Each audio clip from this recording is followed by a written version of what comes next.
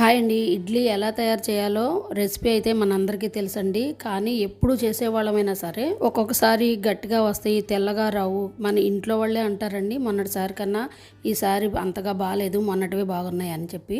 కానీ ఎప్పుడు చేసినా కూడా ఒకేలాగా ఇడ్లీ రావాలంటే ఈ టిప్స్ అయితే పాటించండి, పర్ఫెక్ట్గా వస్తాయి ఎప్పుడు ఒకే విధంగా. ఫస్ట్ టిప్ అయితే మినపప్పు, క్వాలిటీ మినపప్పు తీసుకోవాలండి. నేను డబుల్ హార్స్ మినపగుళ్ళు తీసుకుంటాను ఎప్పుడు కూడా. వీటిని కనీసం 3 గంటలైతే నానబెట్టాలండి. ఇక రెండో టిప్ అయితే మొత్తం ఒకేసారి గ్రైండ్ చేసుకోకుండా మనకి గ్రైండర్ పట్టినా సరే సగం మాత్రమే వేసుకొని మెత్తగా నలిగిన తర్వాత మళ్ళీ రెండోసారి వేసుకోవాలి.